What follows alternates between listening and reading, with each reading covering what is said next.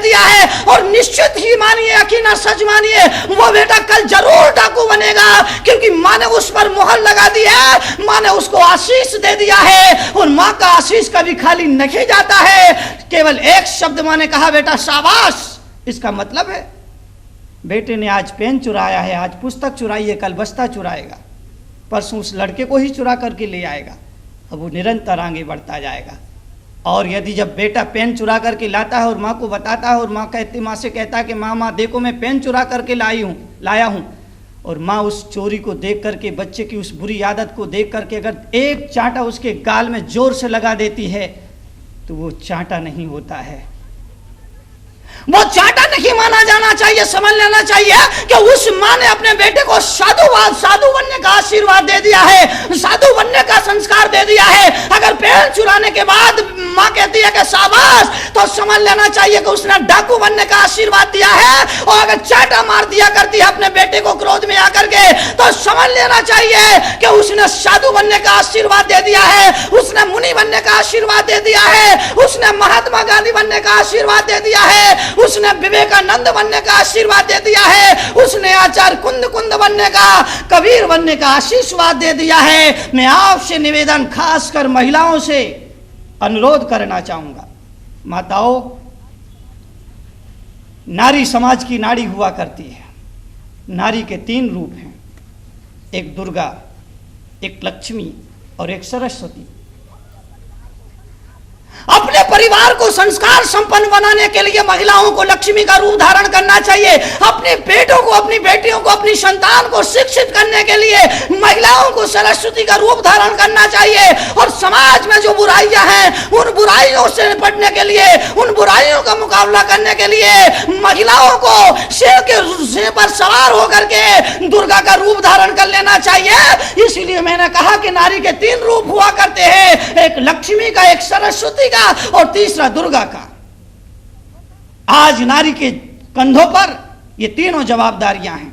वो अपने परिवार को संस्कार संपन्न बनाने के लिए देवी सरस्वती का रूप धारण कर ले, अपने बेटों को, अपने संतान को सुशिक्षित संस्कारित बनाने के लिए वो मां सरस्वती का रूप धारण कर ले। और समाज में जो भ्रष्टाचार है, समाज में जो बुराइयां हैं, समाज में जो विकृतियां हैं, समाज में जो हिंसा है, समाज में जो हत्या है, समाज में जो विकृतियां हैं, दहेज की है, मृत्युभोज की है, भ्रूण हत्या की है, इनकी बुराइयों से मुकाबला करने के लिए उसे शेर पर सवारी के रूप में दुर्गा का रूप धारण कर लेना चाहिए। महिषासुर मर्दिनी रणचंडी बन जाना चाहिए।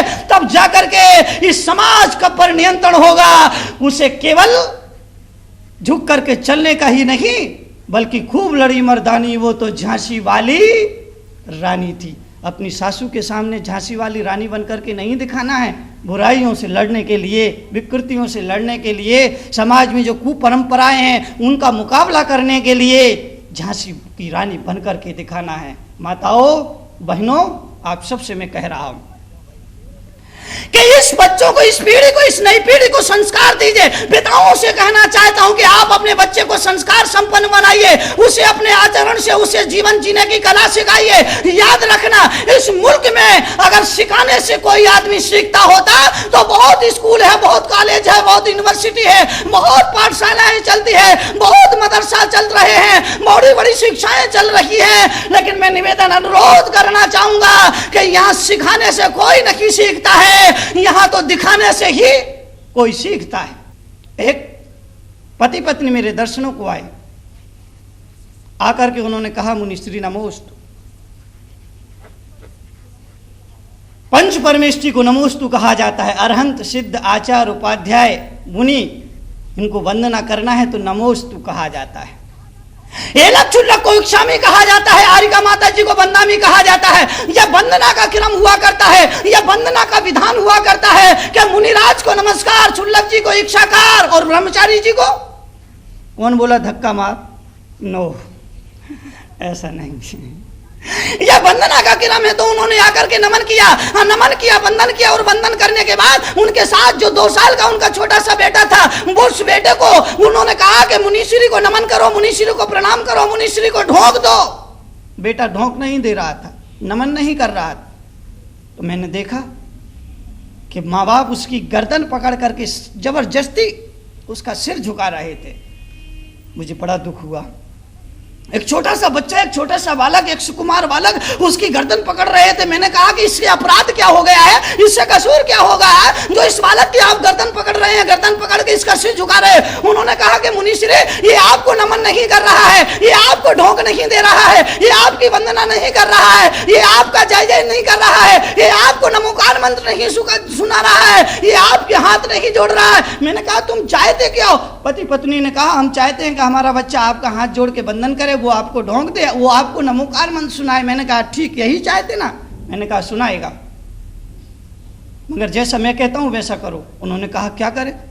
मैंने कहा कि आप चाहते हैं आपका बच्चा हाथ जोड़ के खड़ा हो जाए मुनि के सामने? बोले हाँ हम यही चाहते हैं। मैंने कहा आप पति पत्नी दोनों हाथ जोड़ के खड़े हो जाइए। और जैसे ही वो पति पत्नी हाथ जोड़ के खड़े हुए, उस छोटे बच्चे ने देखा मेरे माँ बाप हाथ जोड़ के खड़े हैं, वो भी तुरंत हाथ जोड़ के खड़ा हो गया। फिर मैंने कहा आप स्तुति पढ़ना शुरू करिए, नमोकार मंत्र पढ़ना शुरू करिए। उन्होंने नमोकार मंत्र पढ़ना शुरू किया। माँ बाप को पढ़ते हुए देख करके बच्चे ने भी नमोकार मंत्र पढ़ना शुरू कर दिया। और फिर मैंने कहा कि अब आप बैठ करके ढोंक दीजिए, प्रणाम करिए। और जैसे ही माँ बाप ने प्रणाम किया, बच्चे ने देखा मेरे माँ बाप प्रणाम कर रहे हैं, ढोंक दे रहे हैं, तो वो बच्चा भी ढोंक देने लगा, वो बच्चा भी प्रणाम करने लगा।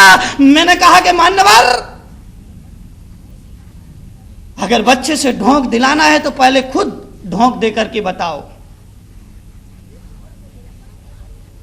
इस मुल्क की यह परंपरा है, इस मुल्क का यह पुराना रीति है, रिवाज है, परंपरा है कि यहाँ सिखाने से कोई नहीं सीखता है, यहाँ तो दिखाने से सीखता है। अरे सिखाने से कभी नहीं सिखाया जाता है, दिखाने से सिखाया जाता है। इसलिए सिखा करके मत सिखाओ, दिखा करके दिखाओ तो सिखाना बहुत जल्दी हो जाएगा। मैंने कहा कि मुझे डर लग रहा था। तुम कह रहे थे कि बेटा महाराज को ढोंक दो, महाराज को ढोंक दो, महाराज को ढोंक दो, और मुझे लग रहा था कि ये ढोंक शब्द से पता नहीं परिचित है नहीं परिचित है, ढोंक के बारे में जानता है नहीं जानता है। तो तुम कह रहे थे ढोंक दो ढोंक दो ढोंक दो। मुझे लग रहा था ये बच्चा ना समझ जाए कि महाराज को ठोक दो ठोक दो ठोक दो। मैंने कहा मुझे तो डर लग रहा था।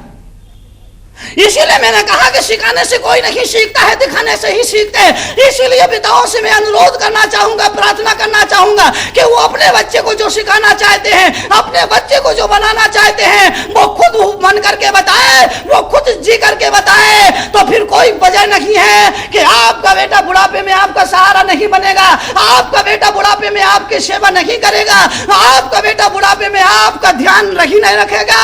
ऐसा हो नहीं सकता, याद रखना।